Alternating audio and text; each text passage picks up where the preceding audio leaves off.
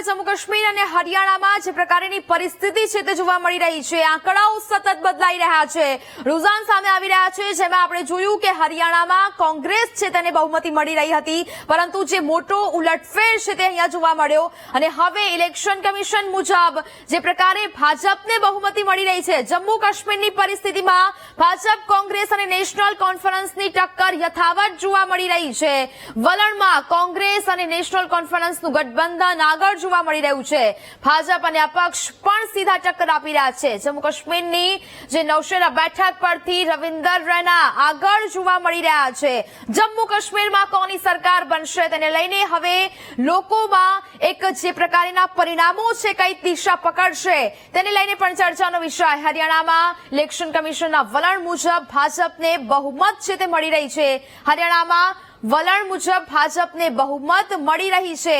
અત્યાર સુધી જોયું આપણે કે જે પ્રકારના આંકડા રૂઝાન સામે આવી રહ્યા હતા અને એક્ઝિટ પોલમાં જે દાવા કરવામાં આવી રહ્યા હતા કે કોંગ્રેસને બહુમતી મળે છે, અને તેવા જ સવારથી સમાચારો સામે આવે ત્યારબાદ દિલ્હી સ્થિત અનેક જગ્યાએ કોંગ્રેસના કાર્યકરોએ ઉજવણી પણ શરૂ કરી દીધી, પરંતુ મોટો ઉલટફેર કે હરિયાણામાં હવે ઇલેક્શન કમિશનના વલણ મુજબ ભાજપને બહુમત મળી રહી છે।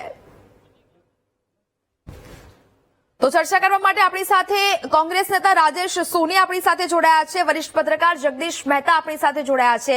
આ બંનેનું વીટીવી ન્યૂઝમાં સ્વાગત છે।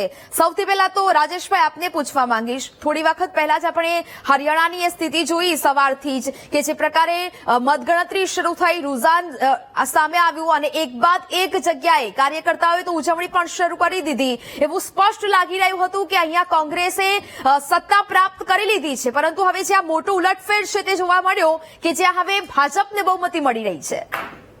તમે અત્યારે કીધું કે રૂઝાન છે, ચૂંટણી જયારે પરિણામનો જે દિવસ હોય એ પરિણામના દિવસે કોઈ એક કા બે રાઉન્ડનું ગણતરી ના હોય, ત્યારે ખૂબ લાંબા 15-17 રાઉન્ડની ગણતરી હોય। અને ચૂંટણીમાં હરિયાણાની ચૂંટણી આપ પણ જાણો છો કે જે રીતનો હરિયાણામાં ગ્રાઉન્ડ લેવલે માહોલ હતો, જે રીતે ત્યાંના યુવાનો, ખેડૂતો, કિસાનો બધા જ ભારતીય જનતા પાર્ટીની સરકાર અને ભારતીય જનતા પાર્ટીથી નારાજ હતા, અને જે રીતની ગ્રાઉન્ડ રિયાલિટી છે, એટલે હું કે માનું છું ત્યાં સુધી હજી તો પહેલો અથવા બીજો રાઉન્ડ છે। પહેલા તમે જોયું કે કોંગ્રેસ આગળ હતી, પછી કોંગ્રેસ પાછળ થઈ, હવે ભાજપ આગળ ગઈ, એટલે આ થોડોક સમય સુધી ચાલશે। પણ હું માનું છું હજી કલાક પછી જયારે 2 થી 5, 7, 8 રાઉન્ડની ગણતરી થશે ત્યાં સુધી એક પિક્ચર ટ્રેન્ડ સેટ થઈ જશે કે હવે ચૂંટણી કઈ બાજુ જઈ રહી છે। ત્યાં સુધી હું માનું છું ક્યાંય કોંગ્રેસ હરિયાણામાં 60+ બેઠકોથી ચૂંટણી જીતશે। સાથે સાથે જમ્મુ કાશ્મીરની પણ વાત કરીએ, જમ્મુ કાશ્મીરની અંદર પણ અત્યારે તમે ટ્રેન્ડ જોઈ રહ્યા છો, આ ટ્રેન્ડ સવારથી એક ધારો ચાલતો આવ્યો છે, અને જમ્મુ કાશ્મીરમાં પણ ભારતીય જનતા પાર્ટીની કરામી હાર થશે અને 55+ બેઠકોથી ઇન્ડિયા ગઠબંધનની સરકાર બનશે। બિલકુલ જગદીશભાઈ, શું લાગે છે જે પ્રમાણેના એક્ઝિટ પોલ સામે આવ્યા, થોડી વખત પહેલા આપણે હરિયાણાની સ્થિતિ જોઈ કે જ્યાં સવારથી જે રૂઝાન સામે આવી રહ્યા હતા, આંકડાઓ સામે આવી રહ્યા હતા, તેમાં કોંગ્રેસને બહુમત મળી રહી હતી, પરંતુ હવે ઇલેક્શન કમિશન મુજબ જે પ્રકારના આંકડાઓ સામે આવી રહ્યા છે, ભાજપને બહુમત મળી રહી છે, અને હવે ત્યારબાદની જે પરિસ્થિતિ શું લાગી રહ્યું છે, રાજ્યમાં કોંગ્રેસ અને ગઠબંધન છે તેનું તે બાજી મારી શકે? જુઓ, જે રીતે હવે થોડાક સમયમાં ઉલટફેર થઈ ગયો અને કદાચિત આ અંતિમ લેવલ સુધી આવો ને આવો ઉલટફેર રહેશે તો કોંગ્રેસના નિશાન ઉપર ઈવીએમ અને ચૂંટણી પંચ રહેવાનો। બાકી જે અત્યારે સાથી પેનલિસ્ટ કહે છે સાચી વાત છે। આજ સવારે 9 વાગ્યાથી તમે શરૂ કરો। જગદીશભાઈ આપને અટકાવવા માંગીશ, એક મહત્વપૂર્ણ 40 જે કાર્ય હૈ કોંગ્રેસ 40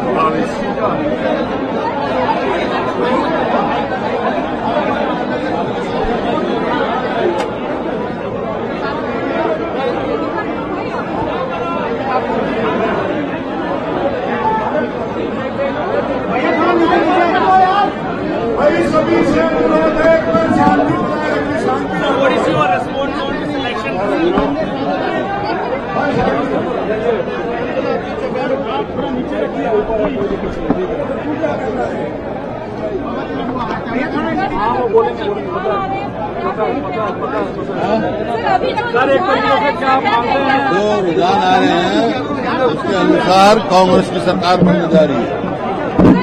बीजेपी की तरफ नजर आ रहा है। नहीं वो तो अभी 2 राउंड 3 राउंड हुए हैं, वो जितने रिपोर्ट जाते उतने सारा जो खबर आई है कांग्रेस की बहुमत आ रही है। 10 साल के बाद क्या कांग्रेस पार्टी उत्तर भारत में वापसी कर रही है? 10 साल के बाद? हाँ, 10 साल के बाद क्या कांग्रेस की सरकार बनने जा रही है। जो ट्रेंड सर चल रहे हैं उसमें बीजेपी खेमे से कहा जा रहा है कि बढ़त बनाएंगे। कहीं नहीं बढ़त बनेगी। आप देखना नतीजा है कांग्रेस का जो ट्रेंड आ रहा है वहाँ कांग्रेस का ज्यादा बहुमत आ रहा है। हजारों लोग नारा लगा रहे हैं भूपेंद्र सिंह हुड्डा जिंदाबाद मुख्यमंत्री के तौर पर आपको देखना चाहते हैं। ये पार्टी फैसला करती है। सर क्या सपोर्ट बीजेपी के बड़े लीडर जो है पिछड़ते हुए नजर आ रहे हैं। बीजेपी के बड़े लीडर पिछड़ते हुए नजर आ रहे हैं। कांग्रेस की सरकार बनने जा रही है भाई। सर आपको किसी अलायंस की जरूरत पड़ेगी या कांग्रेस एबल टू? यानी कांग्रेस अपनी मेजोरिटी लाएगी। सर फुल फ्लैग मेजोरिटी वाली कांग्रेस की सरकार बनेगी, पूरी उम्मीद है आपको? हाँ, कह तो जगह कितनी बार कह रहा हूँ। Sir credit goes to Rahul Gandhi and Bhupendra Singh Hooda ji only. Credit go to party, Rahul Gandhi ji, Mallika खड़गे ji, Priyanka ji, all leaders of the Congress. What's your And real credit goes to the people of Haryana. Sir रुझानों में काफी What will be your priority, sir, after the form government? What will be your priority? How many questions will you ask? You ask one question. There are others also. Sir काफी रुझानों में close contest नजर आ रहा है, ऐसा expected था क्या? नहीं था, जहाँ कहीं कहीं क्लोज है, कहीं कहीं है, लेकिन Congress is getting majority. Sir आपके लिए नतीजे आने वाले हैं, जो नतीजे अभी दिख रहे हैं? नतीजे मेरे को मालूम है कांग्रेस की सरकार बनने जा रही है।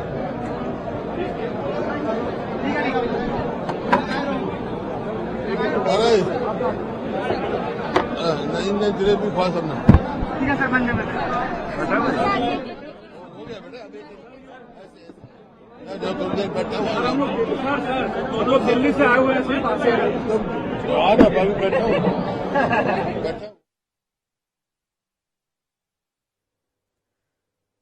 તો વલણમાં ફેરફાર જોવા મળશે તેવો દાવો છે તે ભૂપેન્દ્ર હુડ્ડા દ્વારા કરવામાં આવ્યો છે। ભૂપેન્દ્ર હુડ્ડાએ દાવો કર્યો કે કોંગ્રેસની સરકાર બનવા જઈ રહી છે। વલણમાં ફેરફાર જોવા મળશે તેવો તેમના દ્વારા દાવો છે તે કરવામાં આવ્યો છે અને હવે પરિસ્થિતિ બદલાઈ રહી છે। થોડા સમય બાદ જે પરિસ્થિતિ છે તે ક્યારેક ભાજપ આગળ જોવા મળી રહ્યું છે તો ક્યારેક કોંગ્રેસ આગળ જોવા મળી રહ્યું છે, પરંતુ સ્પષ્ટ પરિણામ જ્યારે સામે આવશે ત્યારે સત્તા કોની બનશે તે સમગ્ર ચિત્ર છે તે સ્પષ્ટ થઈ જશે। આખરે જમ્મુ કાશ્મીર અને હરિયાણામાં કયા ફેક્ટર આવી રહ્યા તેને લઈને પણ હવે જે ચર્ચાઓ છે તે થઈ રહી છે। જનતાને આખરે કયા મુદ્દાઓ અસર થઈ રહ્યા છે, કયા મુદ્દાઓને આધારે તેમને મતદાન કર્યું છે તે આજે પરિણામ બાદ સ્પષ્ટ થશે। હરિયાણામાં ઇલેક્શન કમિશનના વલણ મુજબ ભાજપ 48 બેઠક પર આગળ જોવા મળી રહ્યું છે, કોંગ્રેસ 34 બેઠકો પર આગળ જોવા મળી રહ્યું છે અને અન્ય 7 બેઠકો પર આગળ જોવા મળી રહ્યું છે।